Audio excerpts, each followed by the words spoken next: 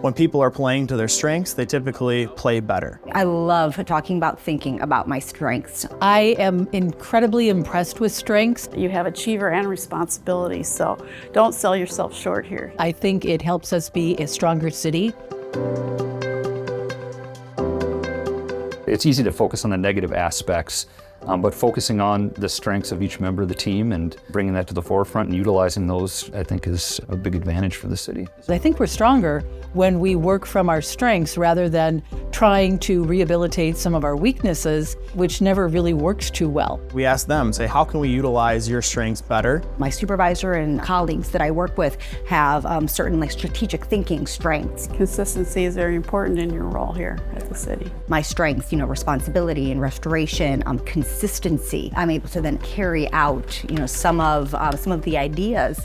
I certainly have appreciated knowing the strengths of my fellow council members and also of the department heads and our city manager. I think it really helps us understand each other. Say we have a difficult conversation that has to happen with a resident or a contractor, bringing that person in that has the influencing type of strengths that can really help me to bring that person over to our side to really understand our perspective. Listening is also very key to public service, which we're all in. One of my top strengths is empathy. So when I'm holding neighborhood meetings, when I'm engaging with the public, I'm really connecting with the residents on their side of really understanding their perspective and bringing that into the final product. Just because something is your strength does not necessarily mean that it is always positive. When you look at the shadow side or at least acknowledge it, it helps to balance things out. For instance, ideation. I have strategic, which also I think balances it out.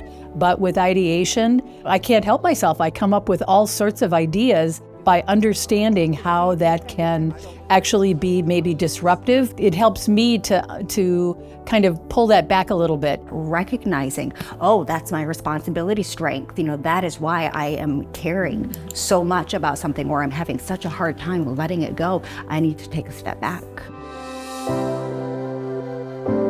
They didn't just stop at the assessment. Since 2017, when they rolled this out, there has been ongoing education, team building exercises to really make it part of the everyday conversation. When you have it at the bottom of our email chains, or we see the posters with everybody's faces and their strengths, it kind of brings everybody together. And I think that the more that we do that, the more that people incorporate that, and that we all then can work better together. It's kind of like we have our own little club because we're woo people. It's a real positive way to conduct city business.